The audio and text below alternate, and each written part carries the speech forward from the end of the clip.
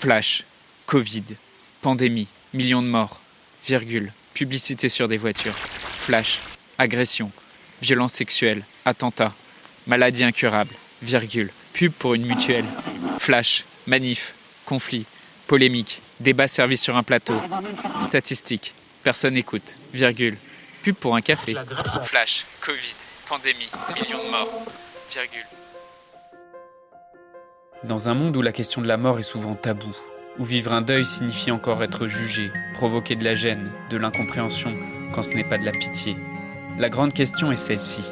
Comment des orphelins comme nous, qui avons vécu très tôt la mort d'un parent, qui ne voulons pas porter ce poids sur nos épaules toute notre vie, ni qu'il impacte nos relations actuelles, comment nous pouvons y donner un sens nouveau, construire des relations plus profondes, et surtout, comment nous reprenons le pouvoir sur nos vies. Mon nom est Johan, et bienvenue chez les Orphelins Résilients. Pourquoi tu dois arrêter d'écouter les news ? Comment ça impacte ta santé mentale et par quoi le remplacer ? Alors peut-être tu le sais déjà, mais j'ai travaillé pendant 7 ans dans la radio comme ingénieur du son avant de commencer cette aventure des orphelins résilients dans laquelle j'accompagne et j'aide des orphelins adultes à transformer leur deuil pour qu'ils n'impactent plus leur relation et en particulier leur couple. Donc dans cette carrière de 7 ans, j'ai vu comment se fabriquer l'information à l'intérieur des médias et autant dans les rédactions que sur le terrain, dans les reportages. Et j'ai vu et j'ai ressenti aussi physiquement et émotionnellement en moi l'impact négatif que ces infos avaient sur moi, sur mon état d'esprit et sur mon bien-être. Parce que en fait, quand tu diffuses ou quand tu écoutes toute la journée des sujets déprimants dont les thèmes principaux c'est la guerre, ça va être la maladie, les conflits, les polémiques politiques ou des histoires glauques de viols, de meurtres, dans lesquelles il n'y a aucune dimension bienveillante, ça c'est quelque chose qui t'impacte. C'est vrai que j'y ai été beaucoup exposé quand je travaillais là-bas, mais concrètement il suffit de s'y exposer quelques minutes par jour pour profiter de la nocivité que ça peut apporter dans ta vie et d'avoir juste comme l'habitude d'allumer la radio, de mettre le journal de 20h à la télé ou d'ouvrir des journaux ou de consulter des news sur ton fil Facebook ou sur d'autres sites d'actualité, ça suffit à t'exposer à cette nocivité. Et c'est une des raisons forcément pour lesquelles j'ai quitté tout ça. Évidemment, c'est un phénomène qui s'est accéléré avec le Covid et avec les attentats, cette intoxication par les infos, parce que c'est quelque chose qui s'appuie sur la peur. Comme on a peur des attentats, on a peur de la maladie, du coup, on a envie de s'informer là-dessus et c'est quelque chose qui captive notre attention. Et combien tu as vu apparaître autour de toi de spécialistes en épidémiologie ou en vaccination depuis 2 ans ? Et est-ce que tu penses qu'en regardant une émission ou un débat ou un article dans un journal, quelqu'un est capable de devenir un expert en vaccination en quelques heures sans pouvoir étudier une démarche scientifique, expérimentale, ni le dire ou évaluer le raisonnement dans une étude scientifique. Et j'ai eu une histoire personnelle dans le cadre de mon travail qui est assez marquante et assez symptomatique de la façon de penser et la façon de raconter en tout cas les informations. J'ai travaillé en fait, autant j'ai travaillé en studio mais j'ai aussi travaillé en reportage et j'ai travaillé sur différents événements médiatiques. En particulier, il y a des sujets récurrents qui reviennent chaque année, comme tout simplement la chute de neige à Paris, qui immobilise la capitale ou qui immobilise la France. Et donc ça m'est arrivé, on m'a appelé à 5h du matin pour aller comme technicien couvrir comment la chute de neige paralysait la France et la région parisienne en allant en banlieue à 6h du matin devant une gare de RER pour parler avec des personnes bloquées. Sauf qu'évidemment à 6h du matin devant une gare de RER, on n'a pas croisé grand monde. Et donc, il n'y avait pas grand-chose à raconter à cet endroit-là. Et donc là, évidemment, ce qui s'est passé, c'est que les rédacteurs en chef, ils nous ont demandé d'aller un peu plus loin, de chercher un péage pour trouver des personnes qui étaient vraiment en galère, d'aller sur l'autoroute ou dans les bouchons ou à des endroits où il y a des routes qui glissent. Et donc ça, c'est un exemple vraiment particulier, mais c'est assez symptomatique de comment on fabrique de l'information dans la presse, à la radio et à la télévision. C'est-à-dire que si un journaliste arrive à un endroit où il ne se passe rien, on ne va pas lui faire raconter qu'il ne se passe rien. On va le renvoyer à un autre endroit où, je vais le dire assez vulgairement, c'est la merde. Et bien sûr, il va pas raconter qu'il se passe rien à tel endroit, parce que sinon ça justifierait pas son travail. On se dirait mais il y a rien à raconter là, il se passe rien.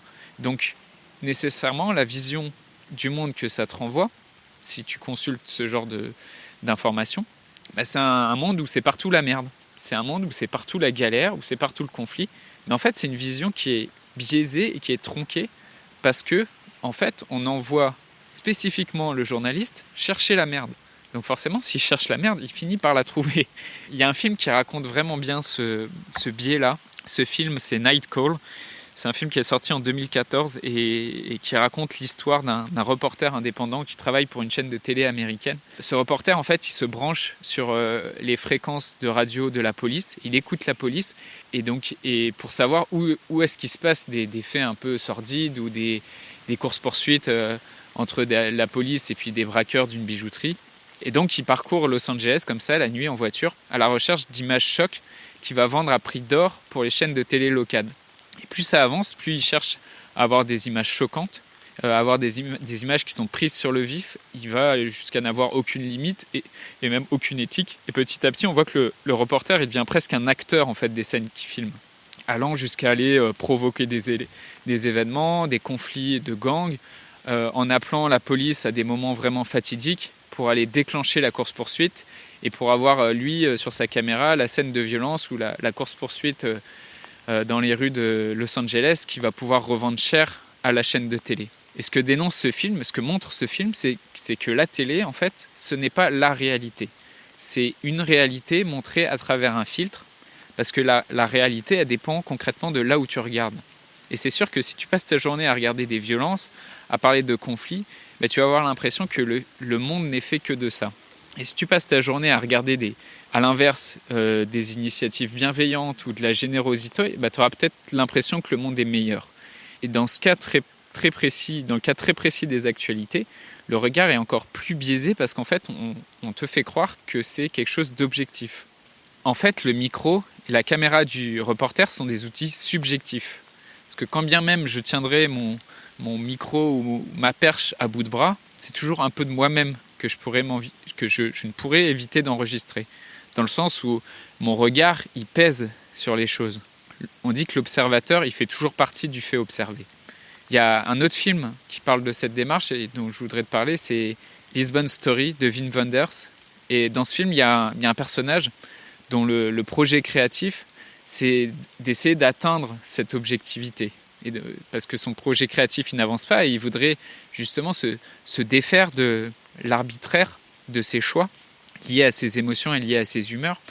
Et il cherche à être le plus objectif possible. Et il ne voudrait plus intervenir dans le cours des choses. Il ne voudrait plus intervenir dans ce qu'il filme.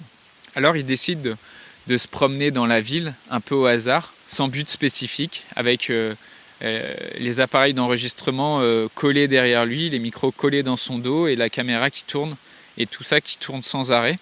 Et bien sûr, ce qu'on se rend compte, c'est que sa démarche, elle est rapidement vouée à l'échec, parce que ce qui est enregistré, ce qui est capté, c'est toujours ça marche en fait. Ce qui est capté, c'est toujours plus ou moins que le réel. Et donc, si on essaye de te faire croire que ce qu'on te montre à la télévision, à la radio, dans les journaux, c'est quelque chose de purement objectif, c'est pas vrai, parce qu'en fait, il y a toujours ce regard qui se pose et c'est toujours plus ou moins que le réel. Pourquoi ça marche comme ça ? Pourquoi est-ce que ce sont autant les sujets tragiques, les sujets polémiques et déprimants qui sont montrés à la télévision, sur BFM Télé, sur France Info, etc. Principalement pour des raisons de chiffre d'audience et d'attention captée pour vendre des espaces publicitaires. Par exemple, pourquoi les scénaristes de séries télé mettent toujours un événement violent et choquant avant la coupure pub ? Parce que c'est comme ça que le cerveau du téléspectateur est le plus alerte et le plus disponible pour recevoir un message publicitaire qui vient après. Et ça, c'est pas fait par hasard. Ça s'appuie sur des recherches en neuromarketing où les chercheurs se sont rendus compte que pour inscrire le plus profondément possible un message publicitaire dans l'inconscient du téléspectateur, il faut que le téléspectateur soit en mesure, soit vraiment concentré et inconsciemment concentré sur le message qui va suivre. Et donc, c'est pour ça qu'on met des éléments choquants avant la coupure pub et qu'on crée ce suspense-là. C'est pas seulement un effet de suspense, c'est parce que y a ce décalage entre cette violence choquante dans l'épisode de la série et derrière le monde un peu parfait et idyllique que va décrire la pub. Et cette logique, elle vaut aussi bien pour les chaînes privées qui fonctionnent par la pub, mais elle vaut aussi pour les chaînes publiques qui s'en inspirent. Parce que ces chaînes-là, elles jouent avec la concurrence. Et de toute façon, les dirigeants de ces chaînes sont des personnes qui font des allers-retours entre les médias publics et les médias privés. Donc en fait, ils copient ou ils appliquent la même recette partout. Et ce dont je te parle là, c'est pas une théorie du complot, c'est quelque chose que j'ai vécu de l'intérieur pendant 7 ans, de comment se construit l'information. Donc si aujourd'hui tu es dans une démarche dans laquelle tu cherches à aller mieux, dans laquelle tu cherches à aller de l'avant vis-à-vis de ton deuil et vis-à-vis de la mort, je saurais que trop te conseiller d'éteindre immédiatement ta télé, de te couper des actualités, de fuir les articles de news dans ton fil Facebook, parce que c'est pas ça qui va t'aider à te redonner de l'espoir, à te redonner de la confiance. Et si tu as envie de prendre soin de ta santé, de surveiller ton poids et ton alimentation, tu vas faire attention à ce que tu manges. Tu vas faire attention à ne pas manger des produits périmés. Tu vas faire attention à ne pas manger des produits qui sont pauvres en nutriments et tu vas éviter d'aller dans les fast-foods. Là, c'est la même chose en fait. Si tu t'inquiètes de ton bien-être psychique, de ton équilibre mental, de ta confiance, je te conseille de surveiller aussi c'est quoi l'univers médiatique dans lequel tu baignes chaque jour. Qu'est-ce que tu mets devant ta conscience? Est-ce que ce sont des choses qui t'inspirent? Est-ce que ça va être, je sais pas, de la poésie? Ça va être quelque chose qui te donne de l'ambition? Ou est-ce que ce sont au contraire des nouvelles qui sont déprimantes ou des polémiques un peu futiles? Et souvent les défenseurs des journaux et des actualités, des gloutons qui se nourrissent de ça, ils vont te dire oui mais bon, il faut quand même être au courant de ce qui se passe dans le monde. Vraiment, à quoi ça te sert? Quel est ton pouvoir d'action quand on te balance en moins de 2 minutes plus de 5 actualités qui sont déprimantes? Qu'est-ce que tu veux en faire? Quand d'une semaine à l'autre, tu vas passer d'un combat contre les agressions faites aux femmes à un combat pour l'écologie, d'un combat contre la corruption politique, à une situation politique dans un pays du monde dans lequel tu n'as aucune prise et dans lequel tu as mis 0 pied, ou dans lequel concrètement tu n'as aucune connaissance. Donc est-ce que tu es vraiment bien avancé d'avoir tout ça devant toi? À quoi ça te sert? Pour moi, c'est vraiment quelque chose qui avance pas à grand-chose. Si tu as compris que c'était quelque chose qui était nocif pour toi, par quoi tu peux le remplacer?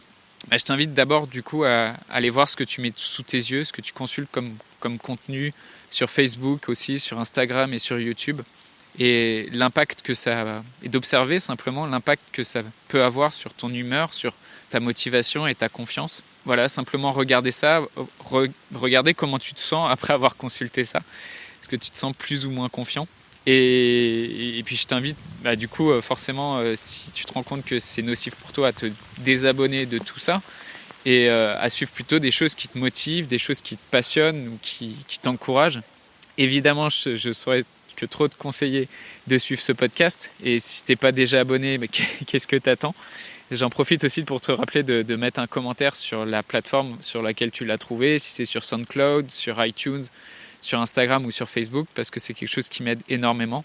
Et bien sûr, je t'invite aussi à consulter tout média ou contenu qui t'aide dans ta démarche et simplement de te couper des actualités déprimantes, de remplacer ça par peut-être des livres ou de la musique qui te touche ou qui t'inspire plus, des films ou des documentaires qui ont une approche plus humaine et qui n'ont pas forcément cette démarche de polémique.